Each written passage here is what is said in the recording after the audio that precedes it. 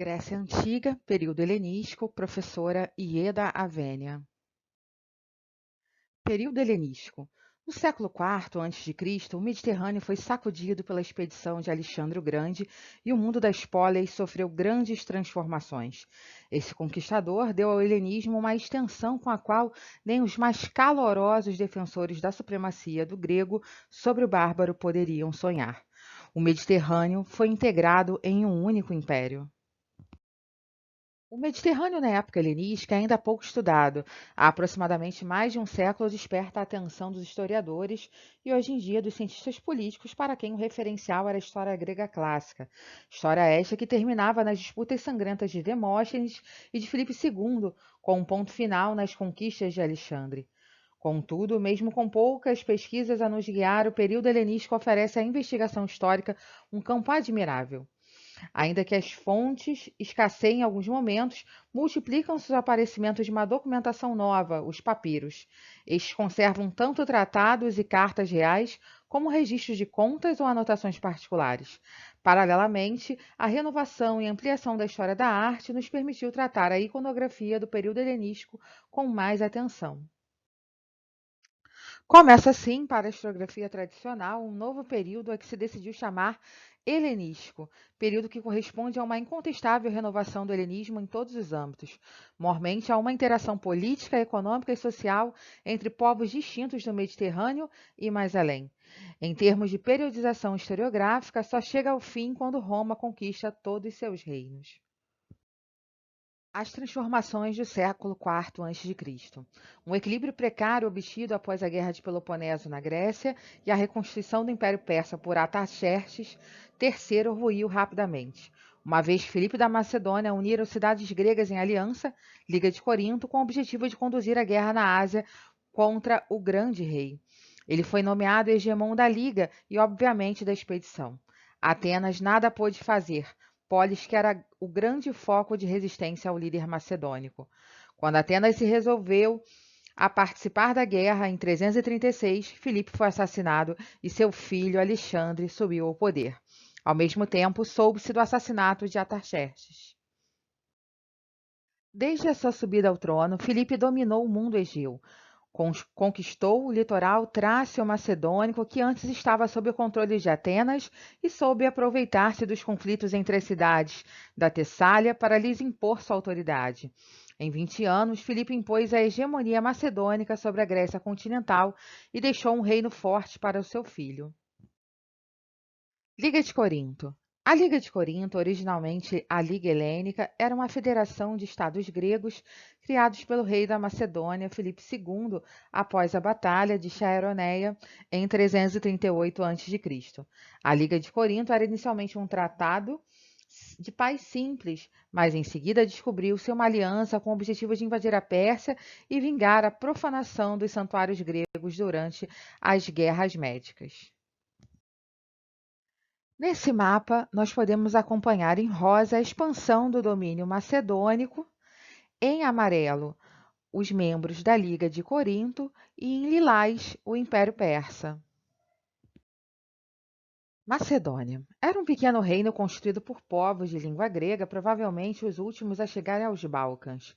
Foram por séculos obscuros pastores seminômades e somente no século VII a.C. vemos um poder centralizado em torno da necrópole real de Aigai. Os reis da Macedônia se declaravam gregos e participavam dos Jogos Olímpicos desde pelo menos o século V a.C.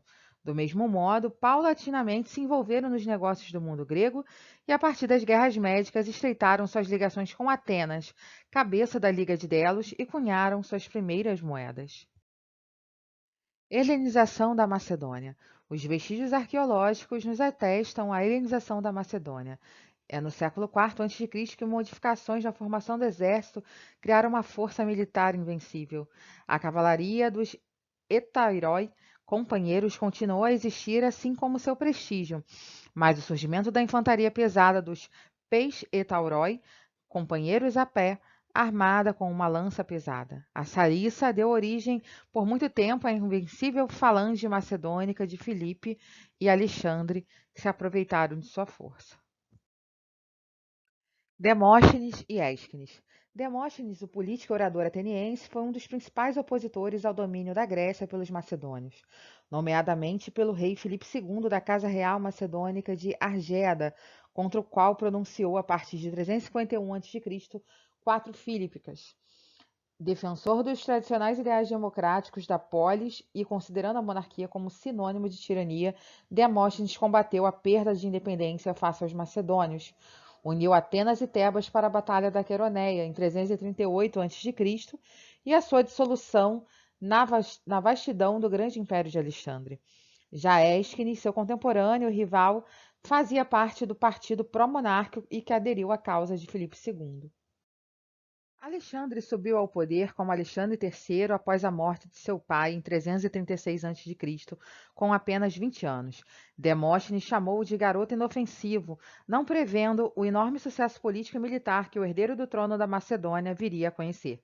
Subestimava inclusive os feitos que já cometera ainda regente em 340 a.C., com 16 anos, os quais garantiram a dominação sobre os trácios e ilírios. Quiçá 2 anos depois, em 338 a.C., quando à frente da cavalaria macedônica venceu a Batalha de Queroneia, esmagando decisivamente a revolta das forças gregas, atenienses e tebanas. Alexandre o Grande. Alexandre desembarcou na Ásia Menor em 334 para conduzir a campanha contra os persas. Como hegemon dos gregos, aliados na Liga de Corinto, tinha por objetivo declarado libertar as cidades gregas da Ásia. Esse era um tema antigo, desde a Liga de Delos, criada com esse intuito. Na verdade, sabemos que quando Dario III subiu ao trono, em 336 a.C., a maioria dessas cidades pagava tributo ao grande rei e fornecia-lhes navios e homens para a frota. Alexandre se apresentava como defensor da liberdade e, após conquistar as cidades, impôs regimes de tipo democrático e, em geral, perseguiu as elites pró-persas. As cidades passaram a pagar tributo a Alexandre, principal sinal de sujeição na antiguidade. Ele rapidamente realizou o objetivo traçado pela aliança celebrada entre Filipe e os gregos, mas demorou bastante para desmobilizar seus contingentes, o que denota um objetivo de conquista ampliado. Segundo o historiador português José Candeias, a partir da informação das principais fontes, Diodoro, Plutarco, Quinto Curcio e Arriano, o estabelecimento do Império Macedônico, decorrente da ação político-militar de Alexandre Magno, pode ser perspectivado histórica e geograficamente em dois momentos principais. Por um lado, a extensão do domínio macedônico na Grécia continental, e por outro, as conquistas fora da Grécia continental, primeiro na Ásia Menor e depois nas regiões dominadas pelos persas no Oriente Médio. Nesse mapa conseguimos acompanhar a expansão do domínio macedônico, que vem justamente, originalmente da Macedônia, Grécia continental, depois corredor sírio-palestino, dominando o Egito, estabelecendo a cidade de Alexandria, voltando novamente direto ao Oriente Médio, conquistando cidades como Babilônia, Susa e toda a região do Império Persa, até chegar à região da Índia, às margens do Ganges. Alexandre dominou não apenas a Grécia, como também venceu os persas e chegou até a Índia, estabelecendo um império territorial imenso. Entre 336 e 323 a.C., fundou muitas cidades que tiveram em geral seu nome, como Alexandria, no Egito. Sobre essa primeira, Alexandria, são múltiplas as versões, incluindo a tese de que seria a intenção de Alexandre criar uma capital cultural que integrasse gregos e bárbaros numa cultura comum, obviamente helênica. Não nos parece que as fundações tenham ido muito além de proteger as conquistas. Nesse caso do Delta, apesar de a cidade já contar com uma ágora e cedo não se restringir ao seu papel militar. No caso da Alexandria egípcia, será sob os Lágidas que florescerá e conhecerá seu apogeu na antiguidade. A posse dos tesouros aquemênidas fornecia meios para pagar as tropas macedônicas, bem como para recrutar e formar contingentes iranianos. Em termos militares, e nessa etapa que ocorre a Batalha de Gaugamela, Arbelos, 1º de outubro de 331 a.C. Ao se apropriar de tão vasto tesouro que, posto em circulação, constituía uma parte substancial das riquezas mundiais em moeda cunhada e em barra, Alexandre Magno já não dependia diretamente do auxílio dos gregos e macedônios. O contingente financeiro permitiu-lhe assumir, por conseguinte, um novo papel, já não simplesmente como rei dos macedônios, mas sim como rei Alexandre, rei dos macedônios e dos persas. Com a morte de Dario III, proclama-se herdeiro do Império Aquemênida, realizando o evento político mais importante da história do Oriente Próximo de sua época. Alexandre foi, de fato, o primeiro grande conquistador a unir Grécia, Egito, Ásia Menor e Ásia, dominando o império que se estendia do Adriático ao Indo, do Danúbio às Cataratas do Nilo. Criou um poderoso sincretismo étnico entre os macedônios e as populações conquistadas, assegurando a expansão das ideias, culturas e mentalidades dos gregos. Nesse quadro, podemos acompanhar a progressão histórico-geográfica do Império de Alexandre entre 334 e 324 a.C. Na primeira etapa, de 334 a 331, temos a conquista das regiões mediterrâneas de Grânico, Issos ao Egito. Seus objetivos eram reforçar o poder da monarquia macedônica na Europa de duas formas, libertando as cidades gregas da Ásia Menor e inutilizando o poderio marítimo persa. Na segunda fase, 331 a 330, a conquista das capitais persas e o fim do Império Aquemênida, nas regiões de Galgamela, Babilônia, Susa, Ecbatana e Persépolis. Ele perseguiu o grande rei dos persas, Dario III, e conseguiu captar recursos financeiros suscetíveis de sustentarem as campanhas militares. Na terceira fase, 330 a 327, conquistou as sátrapas orientais, Pátria, Hircânia, Margiana, Ariana, Drangiana, Bactriana, Sogdiana, Aracósia, entre outras. Ele eliminou os assassinos de Dario III, nomeadamente Besso, o sátrapa de Bactriana e seus acólitos. Na quarta etapa, 327 a 324, houve a campanha da Índia e o retorno, né? E aí nessas regiões ele dominou Punjab, rei dos Poros, Gedrósia, também celebrou as bodas de Susa, né? Se casou, né? Com uma das esposas de Dario, né? E, além disso, estendeu seus domínios macedônios até o rio Ganges, até o fim do mundo conhecido.